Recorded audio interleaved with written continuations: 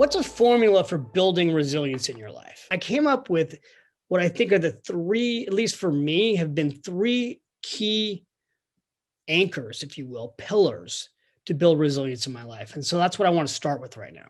And this is personal resilience. So the first thing is, number one, you have to recognize your resilience. I sat down, I really started thinking about my resilience, and particularly what I'm just dealing with right now is in my own case, it's the resilience of my health issue. It's the resilience of the pain that I'm in right now. And it's super easy for me, and I know for you, when things are going wrong, to go into my wife calls it a rabbit hole, right? Like you go into a hole of worry. And so for me, my worry is this surgery is not going to work. And if these stem cells that were implanted in my ankle don't work and my pain doesn't get reduced, there's just so much I can't do. And so then what's next? And I can go down a whole worry wall, almost like a wall of worry. And yet what I know is the fastest way to get out of worry is to work on what can be done, work on what can be changed. I made a list of some of the most difficult things I've ever gone through in my life, personally, professionally, physically. We forget what we've done in the past when we overcame things. So writing it all out for me was a reminder of yeah, I can do this. I'm right. I'm tough. I have courage. I have strength. So do you. The theme of this last book I wrote, The Latte Factor, it's funny. I've talked about this before. People think that this book was all about, if you haven't read it, people think, oh, it's about giving up your coffee. And no, it's not. The theme of the book was, for Zoe Daniels, the character, and all of us who read it, is that you are stronger than you think. You have more courage than you know. Your dreams deserve to become real. That's the core message. What I want to encourage you to do this month in your journal is I want to encourage you to write out and record your resilience. Make a list of what you've gone through this difficult. Now, somebody might think well, isn't this negative? Isn't it? Is it a negative thing to go back and remind yourself of what's difficult? And I don't think it is. I think it's actually a very positive thing, because you can confront and remind yourself, hey, I did this. And guess what? I'm still standing. I'm still here. I've gotten through it. I've learned these lessons. I'm stronger from it. And that is a huge, huge part of building your resilience muscles. The second thing is that it's really important not just to record and recognize your resilience. It's really important to reward your resilience. If I go back and I look at this week I just spent at Four Seasons Hawaii with my family, taking my parents away for their birthday, that was a fantastic example of rewarding my resilience, because the power was during that week, that was an extremely extravagant trip, but I could sit there and go man, all this hard work that I've done, this was a reward. Now that was a reward in spirit with my family. It's also a reward for myself. It doesn't have to be a big trip to reward yourself. There are lots of ways to reward yourself. You might have a big victory, and the reward is you take your family out and you have dinner, and you have, instead of a birthday cake, you have a resilience cake. And you're here's what I've overcome. I mean, honestly, even doing this with your kids would be super powerful, because if you've got children, letting your children know, mom went through this, or dad went through this, or we went through that, but we made it out the other end. And today we're going to have a resilience party. Come up with a way to reward yourself, because when you reward your resilience, you remind yourself again that there's a light at the end of the tunnel. So much of life and success and happiness and wealth and health is getting back up again after you've been knocked down. Getting up over and over and over again, not quitting. And that takes me to the third thing, which is rewire your resilience. So let me give you an example in my own life of how I literally just am doing this right now. And the reason I share these, my own life examples, is for a teaching lesson, but I'm going through it too. So, I had surgery in Utah, in Park City. My original plan had been to go live in Italy for a year and then move to Park City, because my plan had been that I was going to spend the next 10 years of my life doing a whole lot of skiing. And that plan's been adjusted right now because I can barely walk, much less ski. So I went and looked at real estate though when I was in Park City again. And there's a picture of me on Instagram where I'm on the bottom of the mountain at Deer Valley. And it's a picture of me smiling and I'm all happy. And I am happy.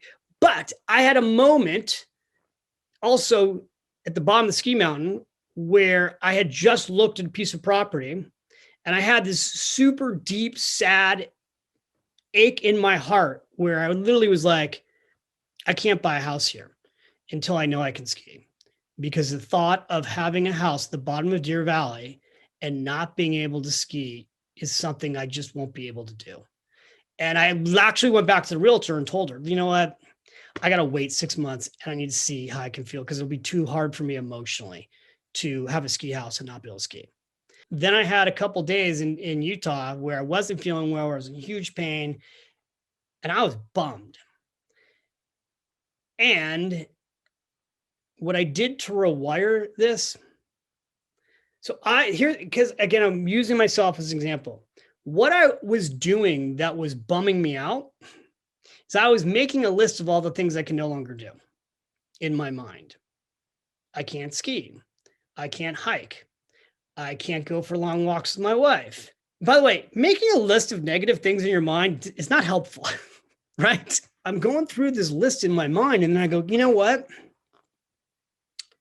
What could you do? What could you do, David? I end up watching a movie about a woman who is paralyzed. Nicole Kidman's the star of the movie. And so she's paralyzed, she's depressed, she's feeling sorry for herself. I don't want to give the whole movie away, but she takes up kayaking. And the movie's based on a true story. At the end of the movie, you get to see a picture of the real woman it's based on. And I'm watching this movie and I'm like, I also know that there are people who have more problems than myself, but it doesn't matter, right? If you throw a pity party for yourself, the pity party is real. So back to rewiring your resilience, I turned around and made a list in my journal. What could be all the new things that I could take up that I don't do that wouldn't require me to have a great ankle? What else could I be doing? Oh, I could take up kayaking. Oh, I could take up swimming. And I started making the list of all the things that I could do. And then I also made a list of all the things I still can do. That's how you rewire yourself for resilience. I got so much to talk about. I got pages and pages of notes we're going to go through today. I've been teaching this stuff for 27 years. The reason I love teaching about money is not so much, believe it or not, because I want you to have a certain amount of money. It's not so much the money as what the money can do for you. And here's what I believe about personal finance. I believe that when you fix your finances, you free yourself to live your best life. And I believe that when you fix your finances, you free your soul to fly. Learning about money can be simple. It can be easy. It can be fun. And the most important thing, it can be actionable. Let's control the controllables. So you want to build wealth, we got to control the controllables. And I'm going to take you on the journey a little bit, not all of it, but I'm going to take you on the journey that is inside this book, The Automatic Millionaire. I'm going to walk you through this concept of how to build wealth by paying yourself first automatically. Super simple, but life-changing. So I'm going to share the 5 questions with you, because then you can ask them to yourself, and then ultimately you can ask this of other people. These are the questions that will determine if you'll build financial security. Question number 1. Do you want to be rich? Yes? How many of you would just like to be out of debt? Does anybody want to admit to that? Like, I just want to be out of debt. Okay. How many of you are like, I don't need to be rich. I just want to be financially secure. if you just want to be financially secure, right? So here's the question behind this question. Why do you want what you want? I learned young that for most people, money is not enough to actually motivate them to do all the work that needs to be done to become wealthy. There's all kinds of obstacles that will come in your way to building wealth. You can't get rich in days. It takes decades typically. But when you are clear on what's most important to you and it's based on your values, when you answer the question for yourself, I want to be financially secure because of, and it's a value answer. I want to protect my family. I want to pass a legacy to my children. I want to give back to my church. I want to be able to give back to my community. When you can answer the question with your core values, you will then become an unstoppable force because your values will pull you through the difficult times to achieve your goals. One of the biggest reasons people fail financially is the way they spend their money is actually in conflict with their values. When your values are clear, your financial decisions become easier. This takes me to question number 2. And question number 2 is this: do you pay yourself first? When you pay yourself first, what you show yourself every day is that you're putting yourself first. How much to pay yourself first? 1 hour a day of your income minimum. So whatever you're earning, that first hour a day from 9 to 10, that's got to come off the top and go into a retirement account. Now in the United States, that would be an IRA account, or that would be a 401k plan. If you're self-employed, it would be a SEP, self-employed retirement account. Now, again, I can't go through every single country, but like in Canada, it'd be like an RSP account. So you got to do your own research on what account it is. But the most important thing is the math. 1 hour a day of your income is 12.5% of your gross income. Now, I will tell you this, that's a minimum number that you should save. That's not a maximum number, it's a minimum number. Your goal should be minimum 1 hour a day of your income. For those of you who are self-employed, it should be minimum. Your goal should be 15% or more of your income going to you automatically for yourself. This is what's going to give you financial confidence, knowing that you're taking your income and putting it away for yourself for the future. Why don't people do this? Do you want to be rich? Do you pay yourself first? The third thing was this: do you save 1 hour a day of your income? Which takes me to question number 4. And that is, do you save money automatically? How does the average American build wealth on an ordinary income? They save money automatically. I started my career at Morgan Stanley. I was there for 9 years as a financial advisor. It used to be complicated to save money automatically. Like if you came to my office, they were called systematic investment plans, and the paperwork was like 7 pages long. But we would encourage all of our clients, anybody who came to my seminars, even if you're just saving $50 a month, we would encourage our clients to save automatically. And the reason was, what we saw firsthand is that no one would save for more than 2 to 3 months unless it was automatic. People would say, oh, no, I'm super disciplined. I don't need to do it this way. People used to be afraid to have money taken from their paychecks and invested automatically. That's really not the case anymore. But people were afraid to do this movement of their money automatically. But the problem is people wouldn't save unless it was automated. So many Americans, and this is also true all over the world, so many people have built wealth because they just set something up once, forgot about it, left it alone, and next thing you know, 20 years go by, 25 years go by, 30 years go by, and they've built massive wealth because the savings was automatic. The key is automation. The key is no budget. Budgeting takes time. Budgeting creates fights. Budgeting is boring. Automation is beautiful. Which takes me to question number 5. Do you know what your latte factor is? People always say to themselves and to me, I don't have the money to save automatically. I can't do that. And so I started showing people, you know what, small amounts of money, $5 a day, $10 a day could change your life. And it can, by the way, can completely change your life. You got to start somewhere. But if you don't believe you have the money and you tell yourself that, you'll never save. So the thing about $5 a day is you start saving in your 20s, you can have $1 million by the time you reach retirement. Now, it's not enough. $5 a day now is not enough. You need to save more than that. But you need to figure out what your latte factor is. And nobody's probably going to Starbucks right now. You're making coffee at home. Oh my God, and guess what? You survived. People would say to me, I cannot give up my coffee. There's no way. And somehow we've all survived making coffee at home for a year. Some of you here have a lot more money than you actually had a year ago because you're not spending anything, right? You're not eating out. You're not going out for coffee.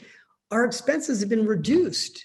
When we start to go back to a new normal, the question becomes, do you keep some of these good habits or do you just go out and spend money again? Now, one of the reasons the market's up so much is because we're expecting everybody to rush out and spend a ton of money and everybody ready to party. I want to show you something based on this idea of partying. What do you think it costs to blow $10,000 a year? It's $27.40 a day. What it takes to blow $10,000 in a year is $27.40 a day, which is less than most people make an hour. $27.40 a day in the US. You can blow that so easily, right? That's $10,000 in a year. For many of you, that would build your emergency account. That would start your retirement account. What happens if you took that money and you invested? I know it's a lot of money, $27 a day, but what would happen? In 20 years, if you were in the S&P 500 fund and the market did what it's done the last 30 years, you'd have $572,000. What if it went out 30 years? $27.40 a day. You'd have $1,644,000 in 30 years. What if I went out 40 years? This is where the numbers go crazy. You'd have $4,424,000 potentially. By the way, did you just see that astronomical growth? Because sometimes if you don't really know compound interest, this is the miracle of compound interest. This is the part that blows the mind away. How can this go from $572,000 and in 10 years be worth 3 times more? And in 20 years, be worth almost 10 times more. That's because money's making money. And that's the whole key. It's so good to be with everyone here. Wow. What I want to do today is share with you a tool that I learned about 15 years ago that really changed my life, that allowed me to focus much better than I used to focus. And even though, I'm known as the financial person on GrowthDay, to me, the money is just a tool to help free you live your best life. I'm going to give you a tool today that you can use for money, but you can use it for your health. You can use it for your marriage. You can use it for being a parent. It looks simple, but it's complicated and hard to actually put in place. So I'm going to give you a couple quotes right now, and you can just write these quotes out. So number 1 is control your time or someone else will. The one thing in life that we actually can't get back is our time. You can lose money and you can make it again. You can lose friendships and you can get them back. The one thing you can't get back is your time. And I'm going to encourage you to learn how to put a wall around yourself and other people's request of your time if it's not truly what you want to focus on. So that's number 1. Number 2, deciding what not to do is often more important than what to do. People have recurring thoughts, everyone, all human beings. Number 1 is, am I going to be okay? Am I going to be okay? We're always asking ourselves, am I going to be okay? It's literally wired into a 2.3 million year old brain of ours. Then once we get past the point sometimes of, am I going to be okay? The next question we're all running around with is, what am I going to do with my life? What happens so often when we have so many things on our plate, we say, well, I don't know what I want to do. And what I can tell you is when you start to strip away other people requesting your time and you don't have a long to-do list, you will start to be able to listen to your soul and figure out what it is you're supposed to do with your life. Which takes me to number 3. Focusing is hard, scary, and confusing. And I can also tell you, it gets easier with time, and it creates a beautiful life. That's the benefit, which takes me to number 4. No is a complete sentence. And that takes me to number 5, which is this idea that doing less allows you to live more. Let me go into, with this story that changed my life. So what happened about a little over 15 years ago is that I was working on a big corporate partnership. And this was a financial service company that I was super excited to partner with. We prospect them. They reach back out to us. It's going to be this big, giant deal. And I come into my office, and my assistant says to me and my team, I have some very bad news. You're going to want to sit down for this. And I go, what? And they're like, well, you're going to need to read the email. And I get this email from the founder of the company. And the email says, David, we were so excited to work on this partnership with you. I was really looking forward to being in business with you. But I'm really unfortunately sorry to say that it's not you, it's us.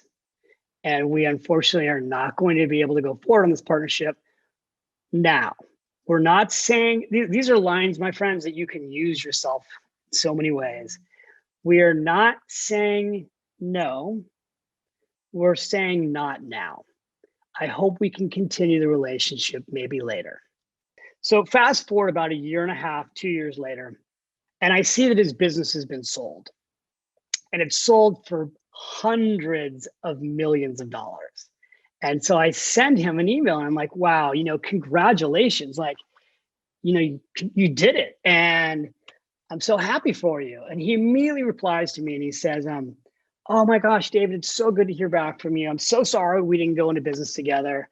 One of the reasons we didn't go business together is I was working on this whole thing to just pull off what we just did. And, he's like, but I'm coming through New York and I'd love to take you out for that cup of coffee. And he takes me to coffee and we have a beautiful breakfast together at a restaurant called Bubby's. And we go back to my office in Tribeca. And in my office, I had 2 giant whiteboards. On the left whiteboard was the year's goals, so that the whole company could come into my office and we'd have meetings and we'd look at this whiteboard. Here's what we're focused on for the year. And that whiteboard was completely filled. Then I had a second whiteboard of all the to-dos that we were working on. And that whiteboard was completely filled. So back to the story, calling him M, he comes into my office and he says, you asked me a question. What did you do differently that your competitors didn't do? And he said, we focused. He goes, want me to show you how he did it? Yeah, I would love to. He goes, okay. He turns around in the office and he goes, can I erase your whiteboards? And the erasers are sitting on the bottom of the whiteboard. And I go, yeah, sure. Well, first I go, yeah, okay, right? Someone's just made over $100 million. Yeah, you can erase my whiteboards. So we get the whiteboards totally clean. And he says, okay, and this is what he told me. He goes, I can't believe this, but this is the truth. He goes, I had an office like yours. I had a whole wall.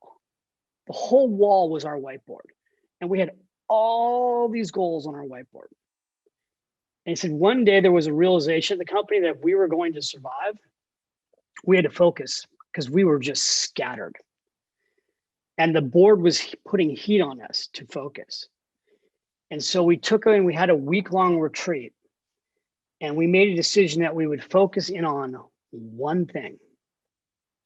And we would take our whiteboard, completely erase it, and put one thing on that whiteboard that we would focus on.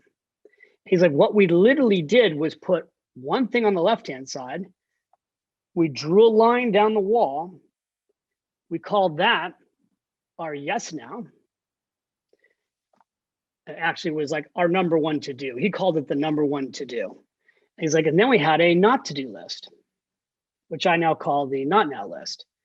And he's like, everything that we were working on, and you, David, were one of those things, instead of just throwing it away, it literally got put on the not now list. And the entire company got restructured to focus on the one thing. And I'm like, well, how did that go over? And he's like, it was super hard because people are used to working on so many things and everything had to be revamped around one thing. He goes, but what happened is over time, he's like, well, people would come into my office, because if you run a company, this happens, everyone comes in your office. And by the way, if you're a parent, the kids come in your room, right? There's always somebody coming in and wanting something from you. And he's like, when people would come in, if they were asking me to do something, work on something, want my feedback on something, I would ask the question immediately, is this related to our one thing that we're focused on? Because if it's not, then you can't even bring it to me. You can go put it over on the not now list, and the not now list had stickies, right? So like you can take it and put it on the not now. This was his thing. He'd make a sticky and and you can sign it, and we might look at it later, but we're not looking at it now. Remember, we made this commitment for the next year that we're focused on this one thing. And ultimately, because he focused on this one thing and that one thing worked, and basically they tripled down and quadrupled down on what was working best, that's what allowed him to sell the company for hundreds and hundreds of millions of dollars. This can be your day for personal growth. This can be that day you committed to and you remember and you go, that was the day I got myself a community. I got better coaches. I committed to making my life the absolute best that I could. This is that day. Make today your growth day. Click the button on this page and sign up right now.